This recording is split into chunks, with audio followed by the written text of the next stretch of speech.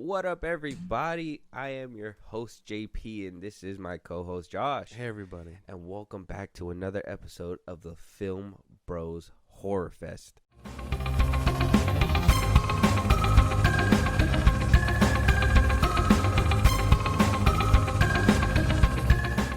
All right, Josh. Today, man, let me give you my best impression. Today, I want to play a game. That's not how you said that at all. That's not how it said it. Okay, hold on. I want to play a game. Oh, like that? Okay. I want to play a game. You would be less menacing like that. Look, they would be more willing to play if it sounded fun. Like, hey guys, I want to play a game. Let's have the man himself say it.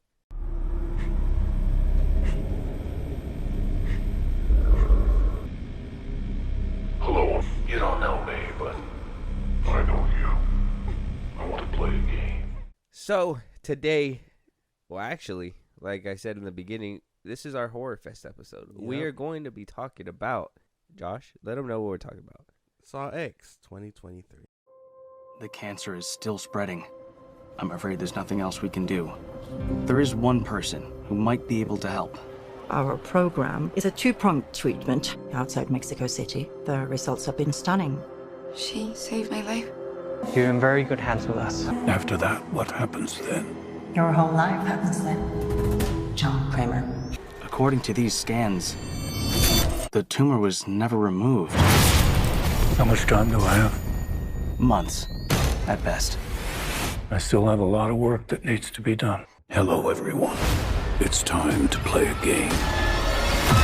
You all pretended to cure me, but what I have planned for each of you is very real. So, this is going to be, I would say is part one out of what we're planning to do, right? So, we're going to review Saw X today. Yeah. And then we'll go ahead and by the following Saturday, or whenever you guys are hearing this, it'll be the following Saturday, we should be having a ranking. Yes. And see where this movie stacks up to the rest of them. There's so many. I enjoyed myself. You know me. I like Saw and everything. But before we get before we get too into this, Josh, let them know real quick where they could talk to us, give us a movie to review, if they want to participate in this horror fest, if they want to support us in a big way, even catch one of our live streams one of these days. Go ahead. Twitter, TikTok, Instagram at FilmBros Podcast. We post new episodes are up. You can hit us up there for any news or movies you want us to cover. Support, listen to us anywhere you get your podcasts at FilmBros Podcast, at Spotify, YouTube Music, things like that. Support us in a big way. Buzzsprout. Link is in those bios of the socials I just gave you. Supporters get, or subscribers get special shout outs, things like that. Things only made for subscribers, so you help us out and we recognize you for helping us out. Subscribe to our YouTube at FilmBros Podcast, and then to catch our lives throughout the week and on Saturdays at FilmBros Podcast on Twitch. Yes. And I know what you podcast listeners are thinking. Oh, what? Becoming live streamers? What are you guys doing? No.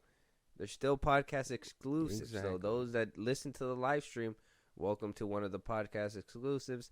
And those on the podcast, understand, you guys are going to be getting episodes that we don't always live stream. So exactly, make sure you are following us on all platforms to make sure you guys stay up to date and all that good stuff. But so I'm gonna tell you guys a story before we get into this movie. It was one day, all right. We were brainstorming things to do for Halloween. Yeah. I suggested horror, right? And some time went on. We went ahead and did the Halloween, and you kind of you got a little squeamish, but you understood the assignment. You said, "This is nothing. This is a cakewalk, easy, light work, no reaction type shit." Yeah. And then I would say, crank the level up to 100 with what we're doing right now with the whole Saw franchise. I mean, some people are probably like, "Oh, it's not that bad." I'm one of those people that's like, "It's not that bad." Yeah. You're one of those people that says it is that bad. It is very bad. What's your mindset when it comes to this kind of genre of horror? Like blood, gore, all that stuff. When you walk into one of these movies, what is your mindset? How do you get into it? I think it's a lot of just preparing your mind, I guess, to be like, okay, yeah, it looks gross and stuff, and this is all the spectacle, but there has to be, substance between all that, Yeah. Because if you're having all this showboating, you should have at least story behind it. And I think the Saw movies do a really good job at, like, blending all that together. Granted, some movies are going to have better kills than the others, so on and so forth, but, like, the story's still there. And I think the way they've been blending it really works well, and it shows a lot better here in Saw X. And then myself going into it, it's just a lot of, like, damn, mentally prepared to see some fucked up shit, like, because there's a lot of fucked up shit. Yeah. It will probably do all that breakdown when we get to the rankings and all that stuff. Yeah. But at least for this one, you know me, or at least for every Saw movie, this one included, I'm just gonna walk in there, bro, and I'm gonna be like, oh yeah, bro, fucking cut that shit off, bro. Like, just get it out of there. Like, yeah, I'll wince or whatever, and I'll do a little one of like, oh, why are you guys doing that? But these movies are real, like, great to me. And man, once they start playing that theme song, I'm out the chair twerking, bro. It's over. Like, I like doing it. Like, it's over, bro. It's over. Yeah.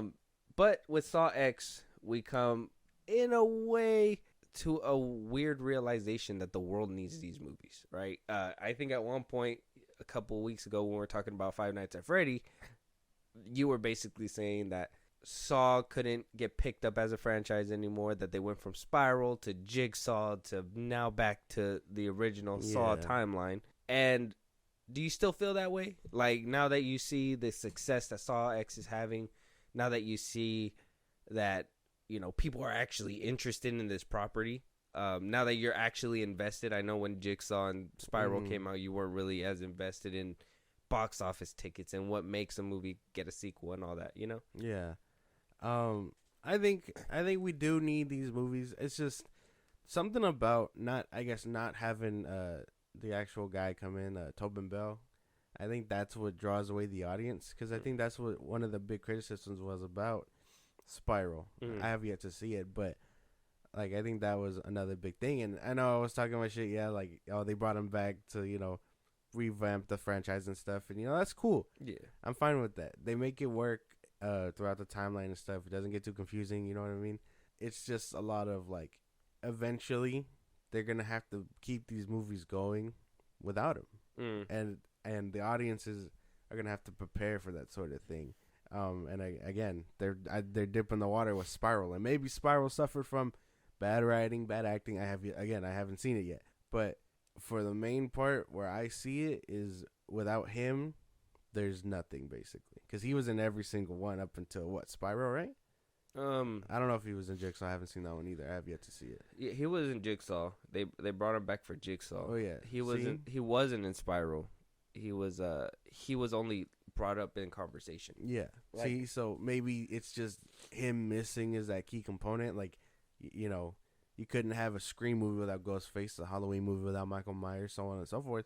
Maybe that's just it. But I don't know. These movies are necessary, though. I fuck with them. Yeah. I haven't looked into why Spiral. I don't even know if Spiral was considered a flop or a fail or anything like that. I kind of we'll probably get into all that when on the breakdown. When we do the rankings and stuff like that.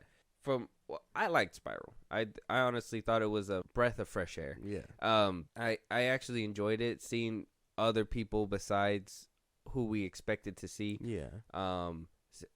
Samuel L. Jackson was in there, Chris Rock, so it was different. It was a different take, and I was with it. Maybe, like how you said, it was probably too different. So yeah, maybe they were like, oh, Tobin, we're willing to cut you a check, bro. Different. I think the producer even came out when he was talking about Saw X and said, like, a big regret was, like, killing him off in the third movie. And I'm like, kinda. Well, yeah. I mean, obviously, yeah. In hindsight, I mean, they do a good job connecting they make it work. But, like, it's something that, needs to be addressed for sure. But Saw X, it is rated R, so, leave the children at home when you go watch this one. Oh, yeah. Directed by Kevin Greutert. Tobin Bell comes back. Shawnee Smith. We got a few new faces that I personally haven't really seen. Stephen Brand, Sanov Makoti Lone, Renata Vaca, Joshua Okamoto, Octavio Hinosos, and way more. We've seen a couple familiar faces, a couple, new faces. Yeah. Rotten Tomatoes, we got an 80%. Like I said, we don't know if we can trust them, but critics says 80%. And for audience score, we got a solid 90. Okay. So a lot of people really fucked with this film, 100%. Very good. It is very good. I love that people are falling in love with this kind of genre, and I know it's not everybody's cup of tea, Josh. But it's worth a watch. Yeah, and it's worth supporting. Yeah, for sure. I mean, after watching them extensively, I would say it's kind of my cup of tea, but at the same time, it's like a hard thing to swallow, if that makes any sense. Like I'm there for the story and whatnot, but I know, again, I'm gonna see some pretty fucked up shit along the way. Yeah, and it's just about preparing through it. But that makes sense. 90% score. I think this one was panned very well. Okay, all right. So you agree with the score? Yeah. I kind of agree too. I think it is what I would probably dub one of the better installments of the Saw franchise. Find out where it lands in our ranking next week. For sure. Saw X is set between 1 and 2. Mm-hmm. We basically pick up where not last seen Kramer, but we basically pick up where Kramer is in dire need of medication, medical supplies, all that stuff because of the fact that he's going through cancer. He's still in the stage where he's doing his little jigsaw thing on the side, but he is still trying to be hopeful and hope that there's a way out and cure this cancer. He gets told about this what is it, like experimental medication cocktail / surgery. He gets a phone call, winds up getting told, hey, we'll give you a booking. He says, I ain't got that much time. He says, I'll book you in next week. He flies over there to Mexico, gets some weird, strange welcome, gets put into a house. Everything looks lovely. Everything's on the up and up. And right when you think John Kramer is going to survive and he's going to be good for at least a little bit, because you know where he kind of ends up, they twist it on you. And it turns out the people that were that were offering to help were actually scam artists. Yeah. And then he decides to go to town. That's basically where we get to it.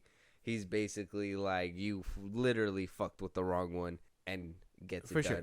We get through some shit, and by the end of it, you're very either eager to see where this story goes next, or you're kind of just like, this is a perfect way to kind of go out with a bang. Yeah. Depending on which side of the aisle that you're on.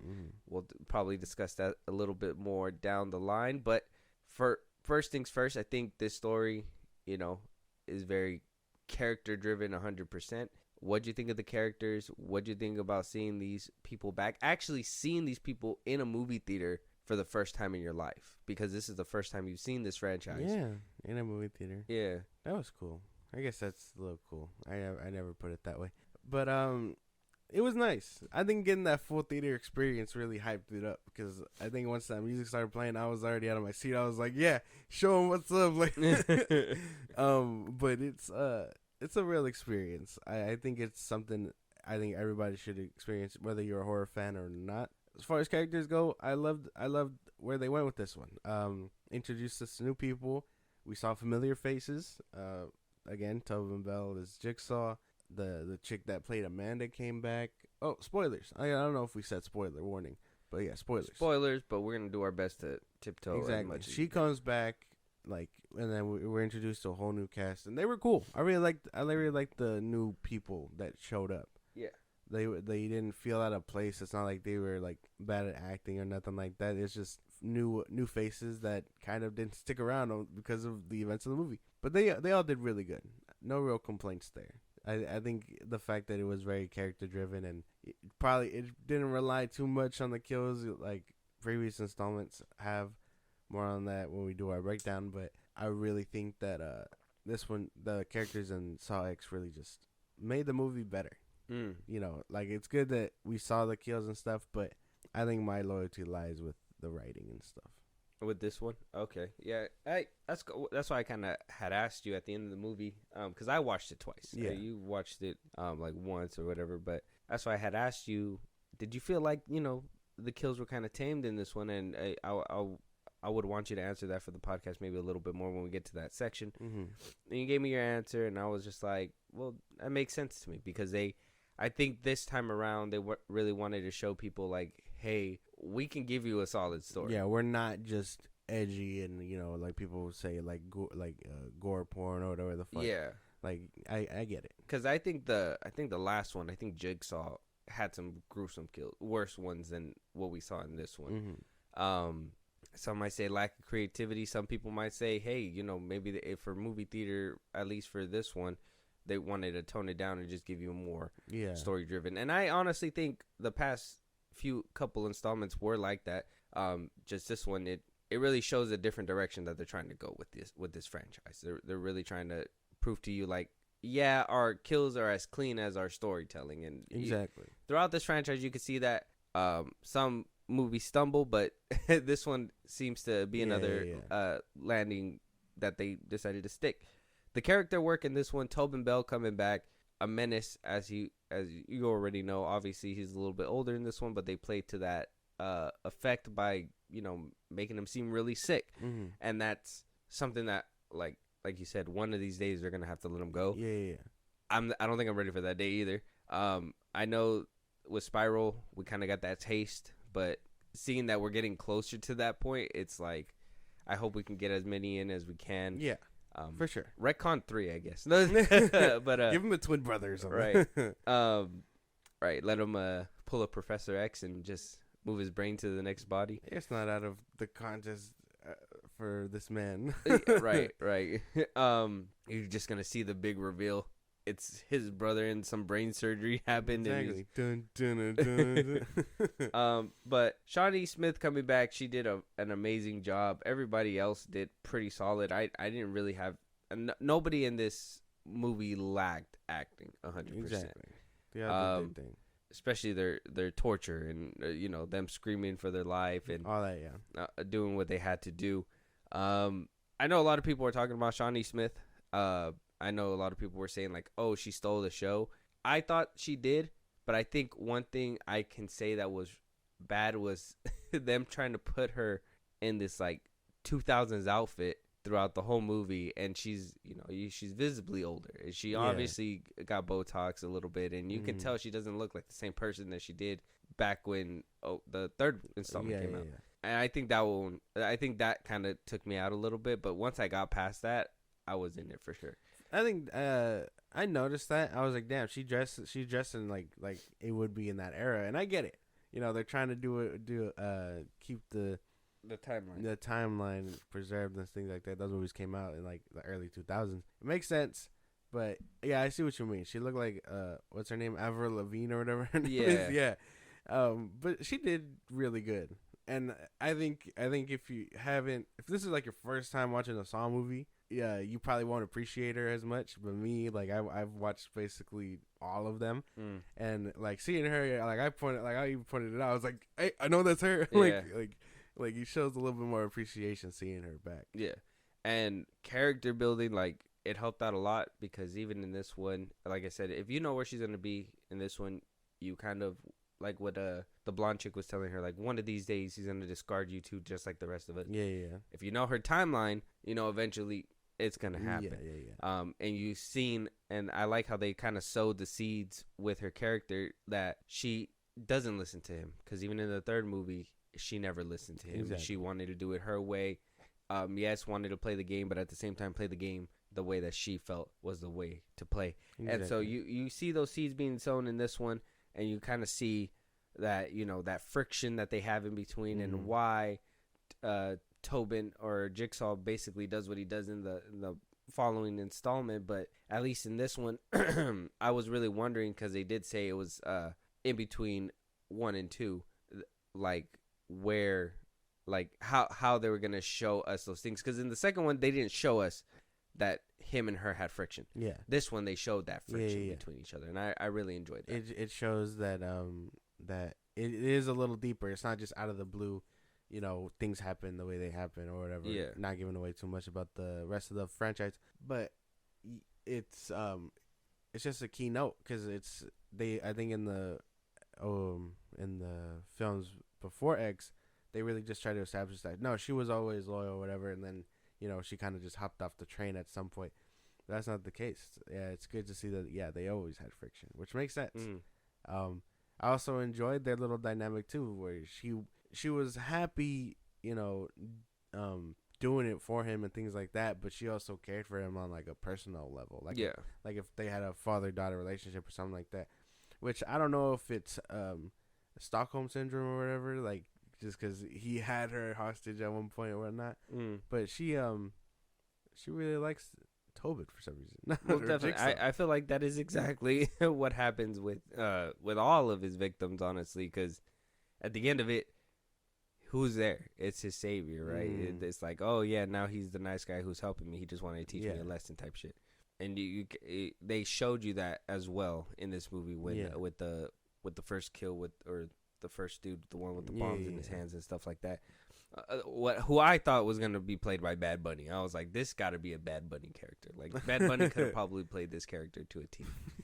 Probably, if you guys remember, I think it was Saw 7 where like Chester was in that one, the lead singer from Linkin Park. Like, if Saw really wanted to like just be that pop culture kind of movie and kind of break that wall, they would do that more. Like just bring random singers or something and just like do them in, and that would be amazing and hilarious. I mean, as long as they could, act like they're in pain. Bad Bunny kind of just fell asleep in Bullet Train.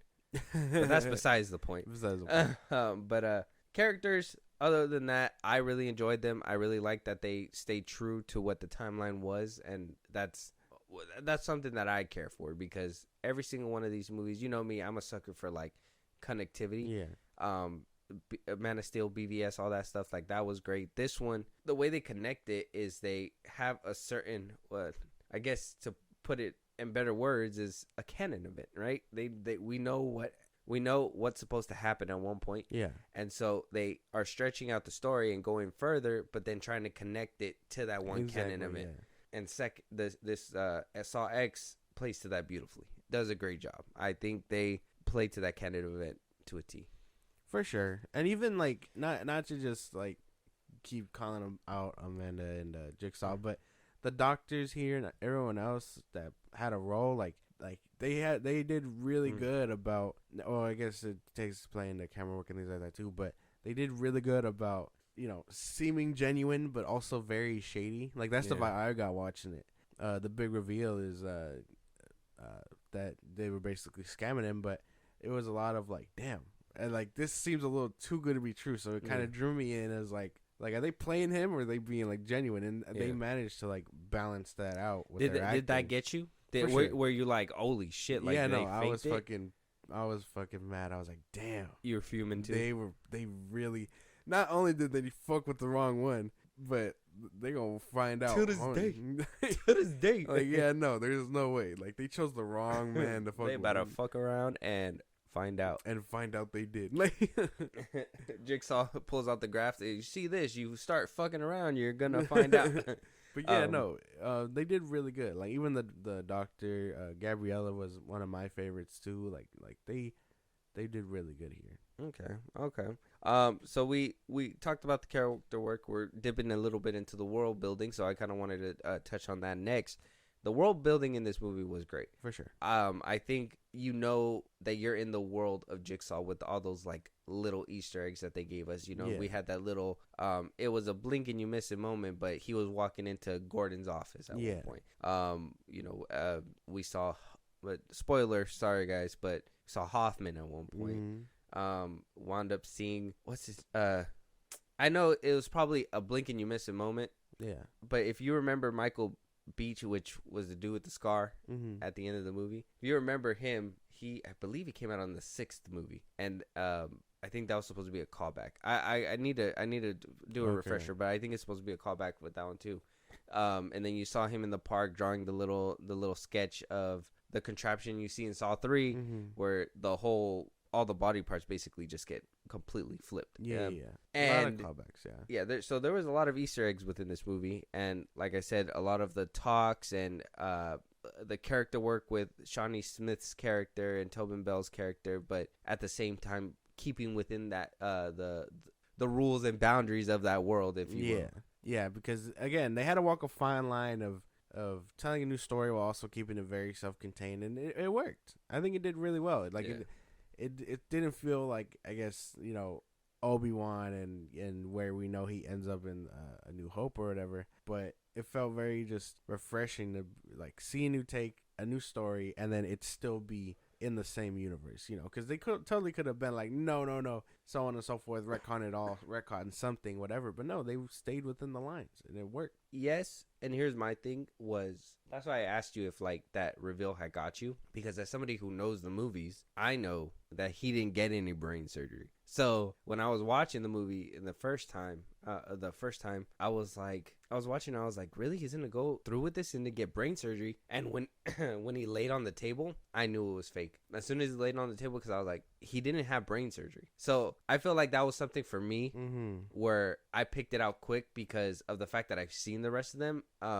I know you this is your first time within this franchise, so it probably was going to slip your mind. Yeah, no, it did. Totally. I was like, what the fuck? But I was watching it and I was like, he didn't have brain surgery, because like I said, in the third one, you see it, there was that. So for those that are fans of this franchise and, kind of know the story and what happens next and stuff like that, the twist for me wasn't really too crazy. I kind of seen it a little bit in the headlights. So, and I would say in that aspect of world building, I think that's the only part where it kind of failed, where you were going to keep those fans of the franchise engaged, because like I said, I knew he wasn't supposed to get surgery. I was still invested because I wanted to see obviously how things were going to play out. But at the end of the day, it was more of a, no, I know this isn't for real. I know this isn't happening. Yeah, I never picked up on that. That's true. Yeah. Because now that I think about it, in the third one they say, and damn, no, I didn't pick up on that. I think I was really invested in what was going on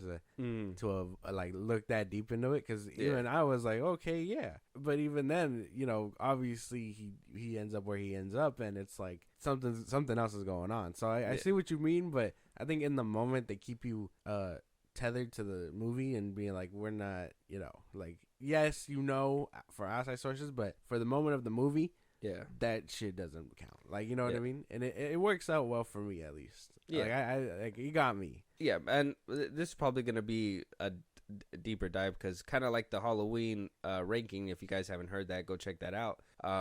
We kind of did that for the beginning of October. But I have a lot of, like, little tidbits and everything when it comes to the Saw franchise that I really want to talk about, but I'm gonna save it for next week. So I'm gonna do my best to kind of skirt around it. But I think that was one thing for sure that I just couldn't hold in, was I was watching it, but I knew it wasn't gonna really hit as hard, because but at the end of the day, I think they did do a good job with the story, because I mean, if it was able to keep you to the point where like, oh shit, what might happen? I was kind of looking at you like, I wonder if he's gonna know. But no, I guess it was just something that you were just like, not really. It threw me off, and I was like, because I think in the moment you realize it, it is kind of fake. I mean, the knife or whatever, like you could tell the doctors were playing him, but he was too out of it to notice, or maybe he did notice and he just couldn't say anything, because in the moment, again, he was just out of it. And then you get the reveal, and it's like, you're like, oh man, he is gonna fuck them up, bro. Like, again, they fucked with the wrong one, and that was where my head was at. I was like, damn, he gonna get his look back for that. Like, there's no way, But no, it kept me pretty like my attention there, even if I did have my doubts, because there was a few times, again, the knife or whatever, and then the way that people, again, the way they were acting, just really like when she turned the screen and all that stuff. The way they turned the screen, and then again, Gabriella seeming like welcoming or whatever, and then so on and so forth. A little too welcoming. Yeah, like you can feel the shadiness of it, but at the same time, you're like, are they really being genuine? Like, is this? Yeah. You know what I mean? I think the director played it well, exactly, where you kind of felt like there was more layers to what was happening. And we're kind of dipping into the plot with that one as well, especially with the whole obviously the whole reveal and everything. How did we feel as revenge being the plot in this one? Because I don't feel like that's Jigsaw style. It's not, but at the same time, I understand where he's coming from. It's revenge in the sense of, I think we were talking about on the car right there, but I mean, he got his lick back to the insurance guy and for whatever. Like he has a hint of it, but at the same time, it's not about him. It's about what is this person doing to other people, not just him, you know? So it's revenge for other people. This one, it did feel personal, which I kind of enjoyed because, yeah, he had a lot of work to do. He was given false hope, and, you know, I kind of like that little message that, like, he's not without, I guess, sin, if that makes any sense, because he was really upset that they played on his hope, whatever, so on and so forth, and not just him, but other people. So it was about getting revenge for not just him, but those other people. Those are the victims that they promised a cure to, basically. Yeah. Because, like I was saying, I do think that it's not completely left field out of his character, because, like you said, we did see it in a couple. Obviously, that everybody who basically gets it is, well, it's not everybody who gets it. It's not always on him, though. That's what I'm saying. Like sometimes it is, because that's where his circumstances let him live in life, basically.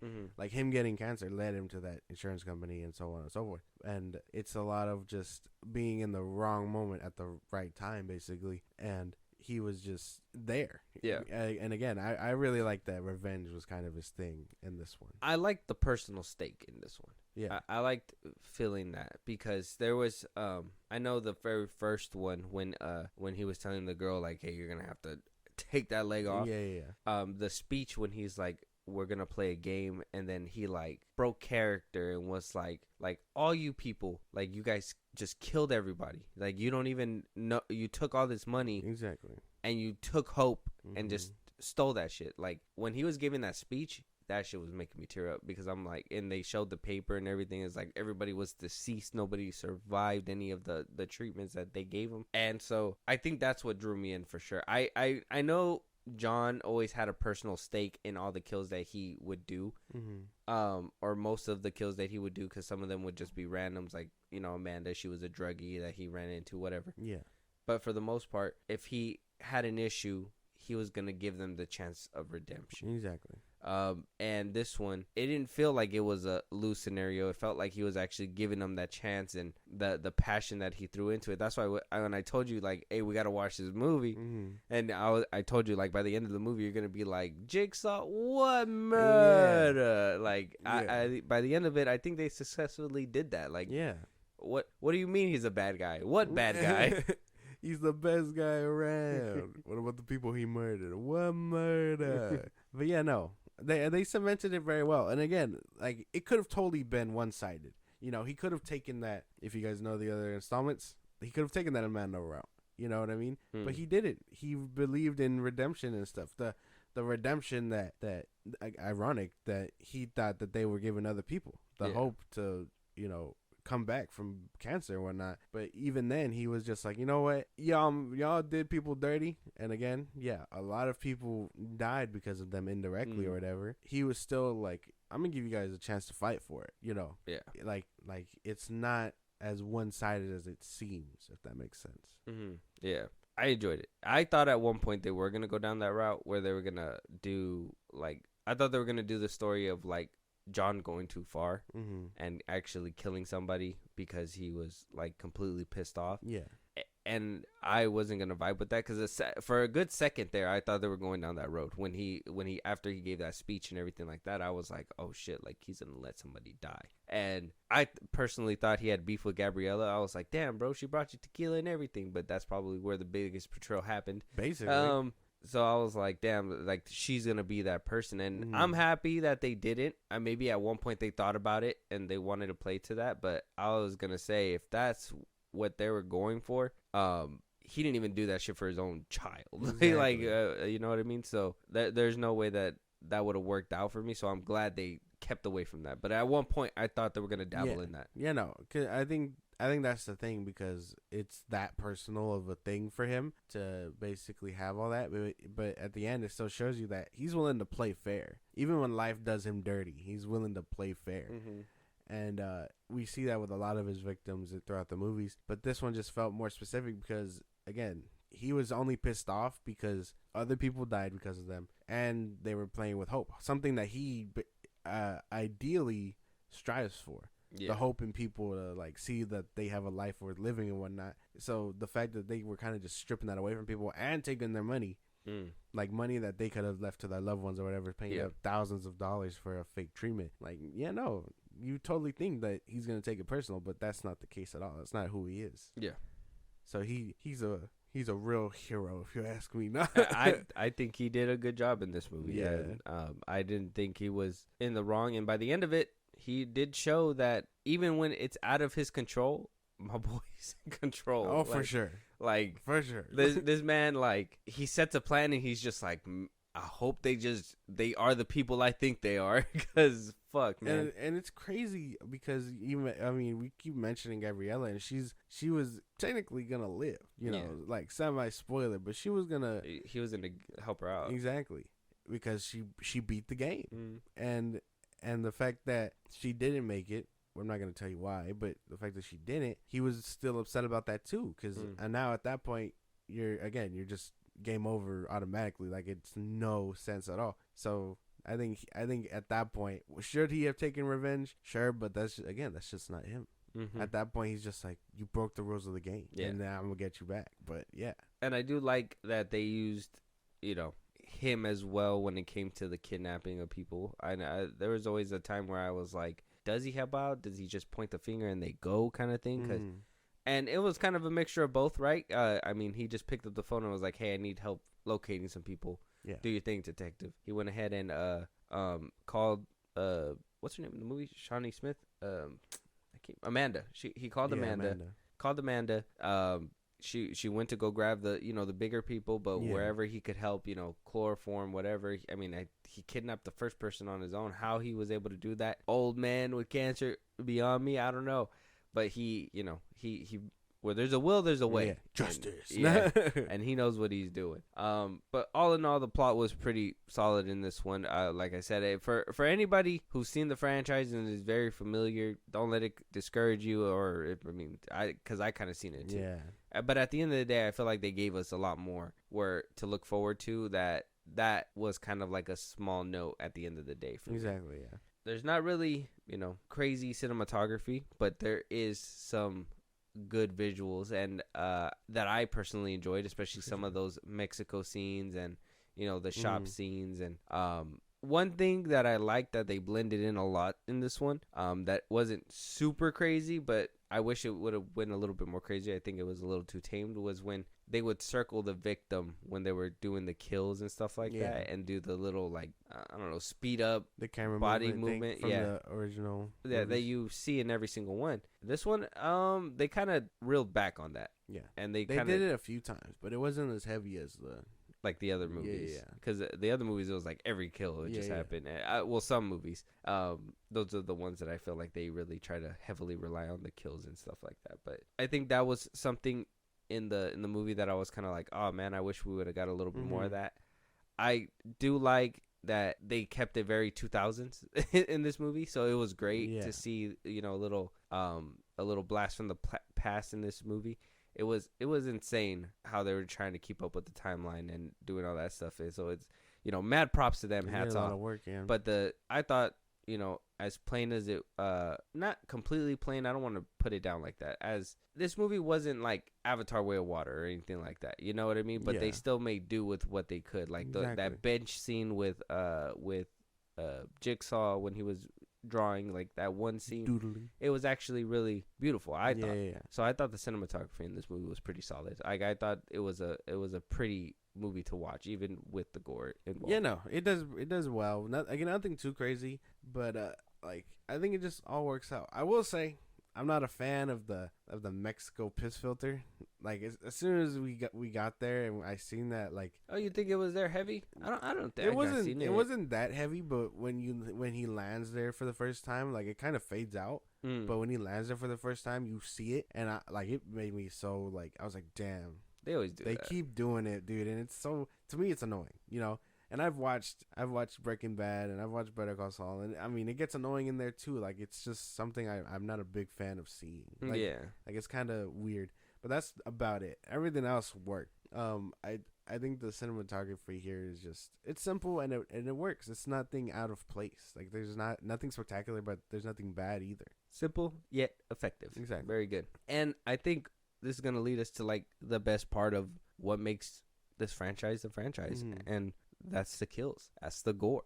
That's the blood. I told you that I had asked you earlier, but I'll let you answer it on the mic to content. Yeah. What'd you think about the kills walking out of there? Did you like them better than other installments? Were there any eye poppers for you? Was it tamed? What'd you think? That's funny. I like them. Again, I really enjoyed the kills here. Are they better than some of the ones we've seen before? Heads or tails? I mean, if you were to really like put them up against one of another, you'd totally be like, sure, you know what I mean? But they were pretty tame for the most part. I feel. Again, I understand why they're tame. That they're probably trying to draw in new audiences and whatnot, and they don't want to go all out like they used to. For new viewership to be like, okay, this is the first time they're watching the Saw franchise. They're gonna be a little confused, but we're gonna get them there nice and safe. And they took a nice route while keeping that blood and gore and stuff that OG fans will really be like appreciative. So I can understand the taming the kills, but personally I like that. I think for me it was a good mix of both tameness and goreness that you come to expect. Should there have been a lot more blood? Sure, but I think that there was a good amount in some of the traps. So that whole intestine thing was just insane for me. I did not need to see that in a film. Somebody using intestines as rope. Yeah, no, I didn't need to see that either. When it flicked from under the wheel, it went up like that. I was like, ugh. God. The leg one got me so bad. I was like, God. Like, was it the sawing or was it when it fell off? Both. It was a lot of both. Not a big spoiler, but the clip is out there. The eyeball one was very unsettling to me. Not so much because of the eyes, but the like I can't do joints popping. The fact that man used the camera and followed the finger when it went like that, I was like, oh yeah. Made me bend. I was like ah. yeah. Fuck, dude. I like eyeballs ain't my thing. I don't really care. Like I know they do that. I know they suction cup out or whatever, but the intensity in following the fingers breaking, bones breaking in general to me is kind of like fuck. Like I went the eyeball thing is what gets me, bro. I can't do eyeballs, man. Michael Myers when he sticks his thumbs in there, fucking when somebody gets stabbed in the eyeball, I'm just like, damn, that is so sad, bro. Like this is how you die. It's tough. It's like instantaneous, bro. It's like it ruins your eyeball at the same time. It's not good. I would say the eyeball one was kind of like the worst one for me. Only did it. Yeah, it's not a big spoiler. I don't like how they used it throughout the marketing either for it to have been fake. That was just my thing. I was just like, man, like it would have been different to have seen the repercussions with that, like with him. But they kind of were just like, you know what I could do to your ass, kind of thing. That's what I kind of liked about that sequence. Like, yeah, like it being fake throws you out. But for me, it's always like he's always thinking about that shit. He's always thinking about the next contraption or whatever to use on someone that he just happens to see. Like again, he's in the right place at the right time to like really show these people a lesson and stuff. Yeah, and it's crazy. And then the kid it doesn't end up because it's fake. And he's just like, well, good choice. Now I don't have to put you in an eyeball trap. Yeah. Like, he's like, I don't want to do it, but I will. I'm glad you put that one. But yeah, like I think that just shows where his brain is usually at. Like he doesn't want to, but he knows on the spot immediately like how he's gonna do it if he sees you do. And if you notice, what did he use? He used the vacuum. He used the little hand rig thing that he saw real quick. Yep. He used the medical tubes and everything. I was like, bro, like he just built a contraption in his head with all the tools that is in this hospital. Exactly. Like, imagine the shit he could do, bro. Exactly. Why couldn't he be a productive member of society? That's what I'm saying, bro. Like the warehouse traps too. My boy rigged up a whole radiation gun that follows you. Exactly. Like it's insane. Exactly. He could have been doing great things. Instead, he was a good man. No. So the kills were kind of tame though. Yeah, they were a little tamed in this one. The blood was kind of like really tamed in my opinion, which kind of sucks because I think that's something that we come to enjoy from the Saw franchise. Yeah.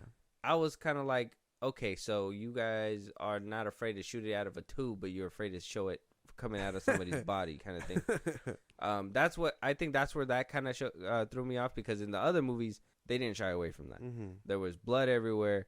I think Jigsaw was the one where like they were kind of pussyfooting, giving you those crazy kills, but also taming them down a little bit. Spiral went out of control with them. I thought they actually did really well with the kills. The rest of the installments, they were bloody. This is the one where I was like, you guys are really gonna tell me that we're gonna not see not that much blood, and everybody's gonna get killed by like, well, one was radiation, the other one was like some kind of smoke or something. Homeboy got closed in the face, kind of thing, and it was like I want to see the blood and everything where we come to. The arm one wasn't enough for me. The bomb arm device thing, that one wasn't enough.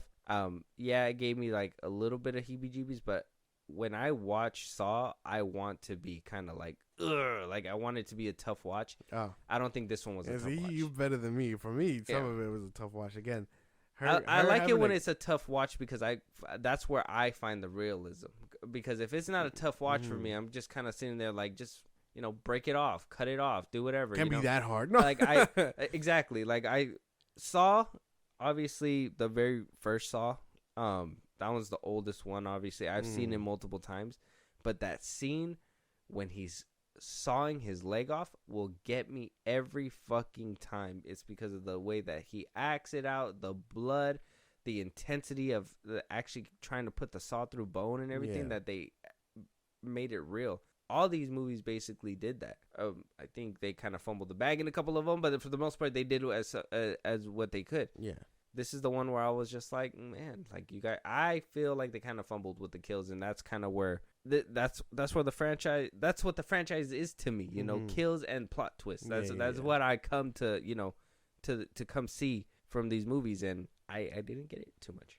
And I kind of I see what you mean. I see what you're saying. Again, a veteran fan probably won't appreciate it as much, while someone like me who's into the franchise, but not. You walked out of there like, thank God.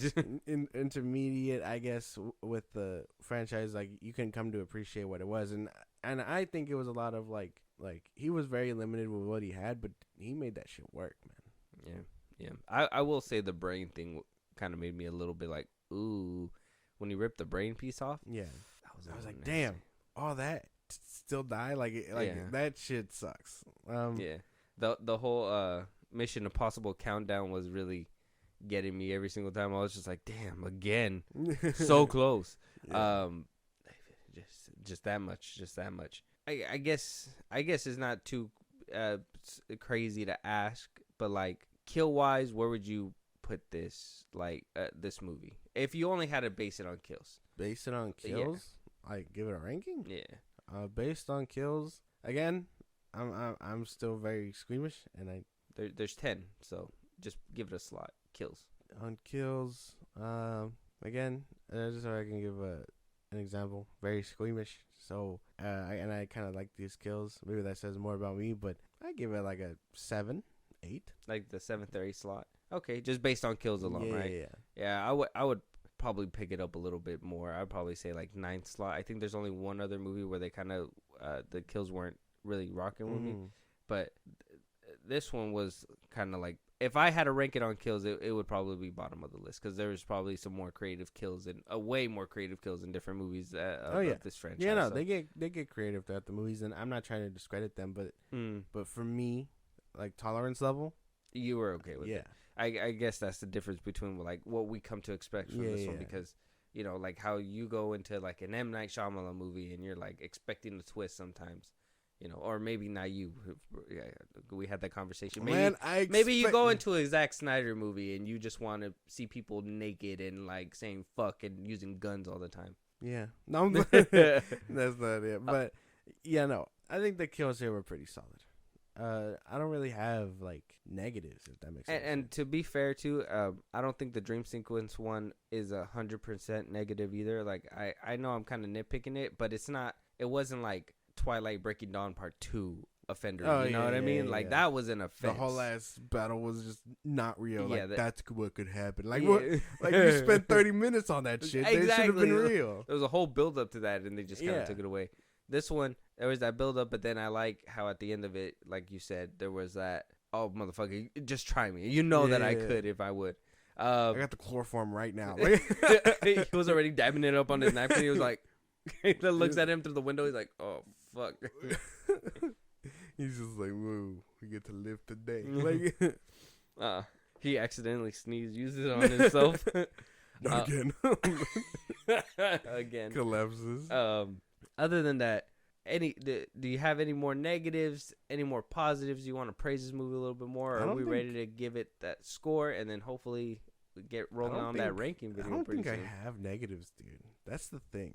Like I really enjoyed this one for what it was, and it was very simple, things like that. I just, and again, I really love the twist. Not to give away the ending too much, because again, that's heavy spoilers, and we're trying to avoid all that. But I really like the twist here, and like again, for me, the satisfaction of hearing the song and all that, it really brings it in and ties it all in a nice bow. Yeah. Because for me, I was like, when's the reveal?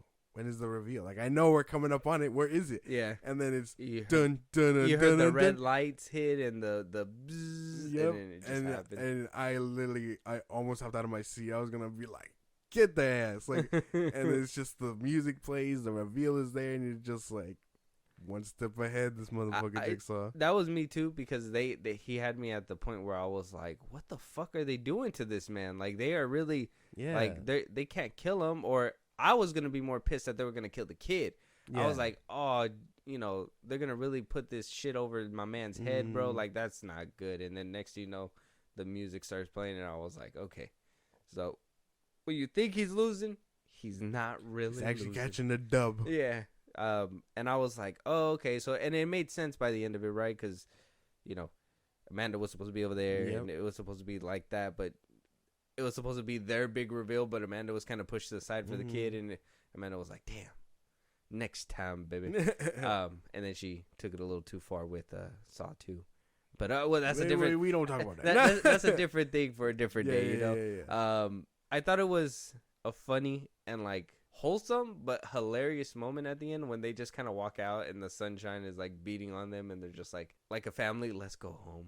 I was like, you guys just murdered so many people. Like, this kid just witnessed so much horrific things. No, man, he doesn't kill nobody. He didn't kill nobody. He didn't know English. He didn't know what was happening around here. Like, he was a little confused. Dormiendo. They're sleeping. Oh, that stuff, too much ketchup. Like maple syrup. But yeah, I really liked the twist on this one too. Yeah, it was really good. And I don't really have negatives. Maybe I need to think on them a little bit more, but other than that, the piss filter for me is just a dumb thing I hate seeing. Yeah, and that's about it. You're gonna have to pick it apart when you get to those rankings. And just, you know, quick update for the people, like, where are you at right now? Where, like, what do you mean? Like, with the franchise, are you almost I'm done? almost done. I'm almost done. I just need Jigsaw and Spiral? Spiral. Oh, okay.